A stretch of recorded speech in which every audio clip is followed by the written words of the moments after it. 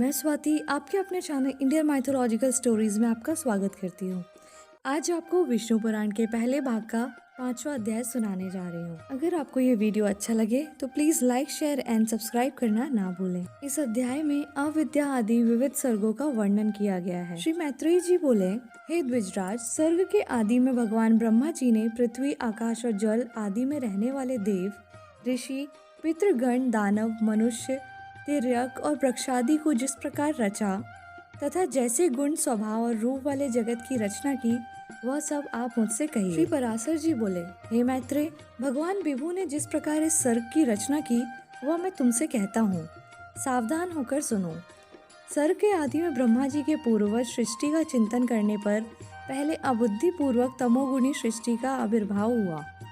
उस महात्मा से प्रथम तम, मोह, महामोह, तामिस्त्र और अन्वतामिस्त्र नामक पंच पर्वा अविद्या उत्पन्न हुई। उसके ध्यान करने पर ज्ञान शून्य बाहर भीतर से तमोमय और जड़ नगादि रूप 5 प्रकार का सर्ग हुआ। वाराह जी द्वारा सर्वप्रथम स्थापित होने के कारण नगादि को मुख्य कहा गया है, इसलिए यह सर्ग भी मुख्य सर्ग कहलाता है। उस सृष्टि को पुरुषार्थ की असाधिका देखकर उन्होंने फिर अन्य सर्ग के लिए ध्यान किया तो तिर्यक स्त्रोत सृष्टि उत्पन्न हुई। यह सर्ग तिरछा चलने वाला इसलिए तिर्यक स्त्रोत कहलाता है।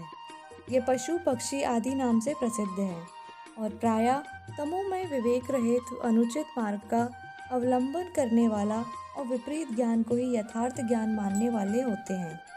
ये सब अहंकारी, अभिमानी, 28 वदों से युक्त, आंतरिक सुख आदि को पूर्णतः समझने वाले और परस्पर एक दूसरे की प्रवृत्ति को ना जानने वाले होते हैं। उस सर्ग को भी पुरुषार्थ का असाध्य समझकर पुनः चिंतन करने पर एक और सर्ग हुआ। वह उदर स्त्रोत नामक तीसरा सात्विक सर्ग ऊपर के लोकों में रहने लगा।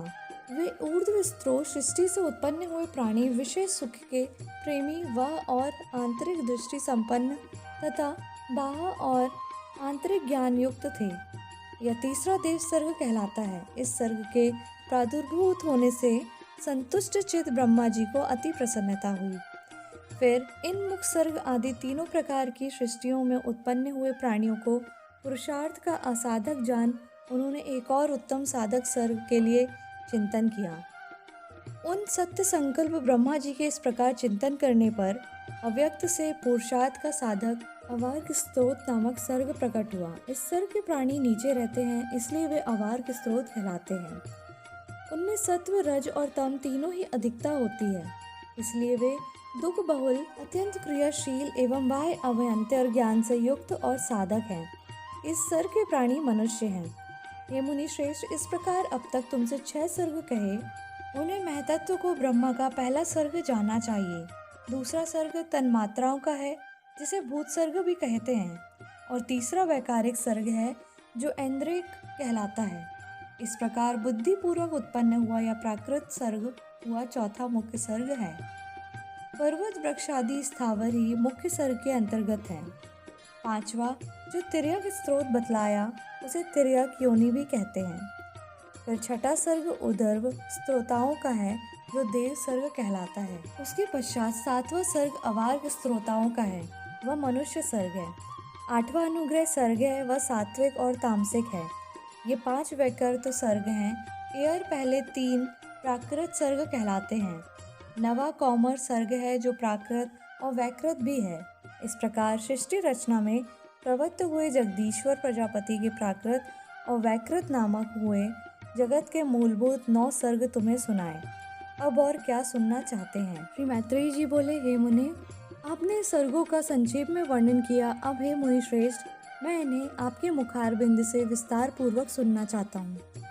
श्री पराशर जी बोले, हे मैत्रेय, संपूर्ण प्रजा अपने पूर्व शुभाशुभ कर्मों से युक्त है, अतः प्रलय काल में सबका लय होने पर भी वह उनके संस्कारों से मुक्त नहीं होती। हे ब्राह्मण, ब्रह्मा जी की सृष्टि कर्म में प्रवृत्त होने पर देवताओं से लेकर स्वथावर पर्यंत 4 प्रकार की सृष्टि हुई। वह केवल मनोमय थी। फिर देवता, असुर, पितृगण और मनुष्य, इन चारों की तथा जल की सृष्टि करने की इच्छा से उन्होंने अपने शरीर का उपयोग किया। सृष्टि रचना की कामना से प्रजापति के युक्त चित्त होने पर तमोगुण की वृद्धि हुई। अतः सबसे पहले उनकी जंघा से असुर उत्पन्न हुए। तब हे मैत्रेय, उन्होंने उस तमोमय शरीर को छोड़ दिया। वह छोड़ा हुआ तमोमय शरीर ही रात्रि हुआ। फिर अन्य देह में स्थित होने पर सृष्टि के कामना वाले उन प्रजापति को अति प्रसन्नता हुई और हे द्विज, उनके मुख से सत्व प्रधान देवगण उत्पन्न हुए। तदंतर उस शरीर को भी उन्होंने त्याग दिया। वह त्यागा हुआ शरीर ही सत्व स्वरूप दिन हुआ। इसलिए रात्रि में असुर बलवान होते हैं और दिन में देवगणों का बल विशेष होता है। फिर उन्होंने आंशिक सत्वमय अन्य शरीर ग्रहण किया और अपने को पितृवत मानते हुए अपने पार्श्व भाग से पितृगण की रचना की। पितृगण की रचना कर उन्होंने उस शरीर को भी छोड़ दिया। वह त्यागा हुआ शरीर ही दिन और रात्रि के बीच में स्थित संध्या हुई। तत्पश्चात उन्होंने आंशिक रजोमय अन्य शरीर धारण किया। हे द्विश्रेष्ठ, उससे रजा प्रधान मनुष्य उत्पन्न हुए। फिर शीघ्र ही प्रजापति ने उस शरीर को भी त्याग दिया। वही ज्योत्सना हुई, जिसे पूर्व संध्या अर्थात प्रातःकाल कहते हैं। इसलिए हे मैत्रेय, प्रातःकाल होने पर मनुष्य और सायं के समय पितर बलवान होते हैं। इस प्रकार रात्रि, दिन, प्रातःकाल और सायंकाल ये चारों प्रभु ब्रह्मा जी के ही शरीर हैं, तीनों गुणों के आश्रय हैं। फिर ब्रह्मा जी ने एक और रजो मात्रात्मक शरीर धारण किया। उसके द्वारा ब्रह्मा जी से शुदा उत्पन्न हुई और शुदा से काम की उत्पत्ति हुई। तब भगवान प्रजापति ने अंधकार में स्थित होकर शुदाग्रस्त सृष्टि की रचना की। उसमें बड़े कुरूप और दाढ़ी मूछ वाले व्यक्ति उत्पन्न हुए। वे स्वयं ब्रह्मा की ओर ही अपने भक्षण करने के लिए दौड़े। उनमें से जिन्होंने यह कहा कि ऐसा मत करो, इनकी रक्षा करो, वे राक्षस कहलाए, और जिन्होंने कहा हम खाएंगे, वे खाने की वासना वाले होने से यक्ष कहे गए। उनकी इस अनिष्ट प्रवृत्ति को देखकर ब्रह्मा जी के केश सिर से गिर गए और पुनः उनके मस्तक पर आरूढ़ हुए। इस प्रकार ऊपर चढ़ने के कारण वे सर्प कहलाए और नीचे गिरने के कारण अहि कहे गए। तदंतर जगत रचयिता ब्रह्मा जी ने क्रोधित होकर क्रोधयुक्त प्राणियों की रचना की। वे कपिश वर्ण के अति उग्र स्वभाव वाले तथा मांसाहारी हुए। फिर गान करते समय उनके शरीर से तुरंत ही गंधर्व उत्पन्न हुए। हे द्विज, वे वाणी का उच्चारण करते अर्थात बोलते हुए उत्पन्न हुए थे, इसलिए गंधर्व कहलाते हैं। इन सब की रचना करके भगवान ब्रह्मा जी ने पक्षियों को उनके पूर्व कर्मों से प्रेरित होकर स्वच्छंदता पूर्वक अपनी आयु से रचा। तदंतर अपने वक्षस्थल से भेड़, मुख से बकरी, उदर और पार्श्व भाग से गौ, पैरों से घोड़े, हाथी, गधे, वन गाय, मृग, ऊंट, खच्चर और न्यंक आदि पशुओं की रचना की। उनके रोमों से फल मूल रूप औषधियाँ उत्पन्न हुई। हे द्विजोत्तम, कल्प के आरंभ में ही ब्रह्मा जी ने पशु और औषधि आदि की रचना करके फिर त्रेता युग के आरंभ में उन्हें यज्ञादि कर्मों में सम्मिलित किया। गौ, बकरी, पुरुष, भेड़, घोड़े, खच्चर और गधे ये सब गांवों में रहने वाले पशु हैं। जंगली पशु ये हैं श्वापद, दो खुर वाले हाथी, बंदर और पांचवें पक्षी, छठे जल के जीव तथा सातवें सरीसृप आदि। फिर अपने प्रथम मुख से ब्रह्मा जी ने गायत्री, ऋग, त्रिविध सोम, रथंतर और अग्निष्टोम यज्ञों को निर्मित किया। दक्षिण मुख से यजु उक्त की रचना की। पश्चिम मुख से साम, जगती छंद, ऋषभ छंद, पंचदश स्तोम, बृहत साम तथा सप्तदश स्तोम, वैरूप और अतिरात्र को उत्पन्न किया तथा उत्तर मुख से उन्होंने एकविंशति स्तोम, अथर्ववेद, आप्तोर्यमाण, अनुष्टुप छंद और बैराज की सृष्टि की। इस प्रकार उनके शरीर से समस्त ऊंच नीच प्राणी उत्पन्न हुए।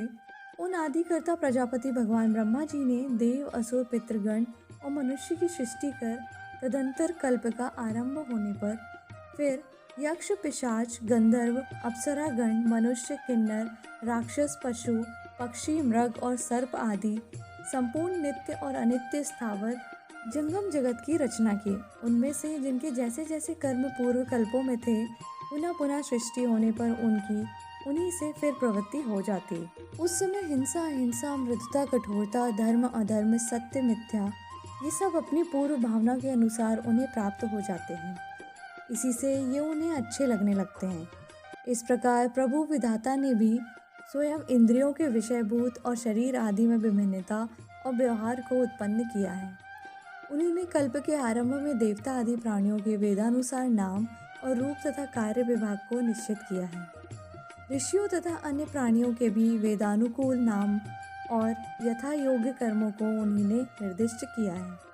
जिस प्रकार भिन्न भिन्न ऋतुओं के पुनः पुनः आने पर उनके चिन्ह और नाम रूप आदि पूर्ववत रहते हैं, उसी प्रकार युगादि में भी उनके पूर्व भाव ही देखे जाते हैं। सृष्टि रचना की प्रारब्ध की प्रेरणा से कल्पों के आरंभ में बारंबार इसी प्रकार सृष्टि की रचना किया करते हैं। इसी से 5वां अध्याय समाप्त होता है। बोले विष्णु भगवान की जय।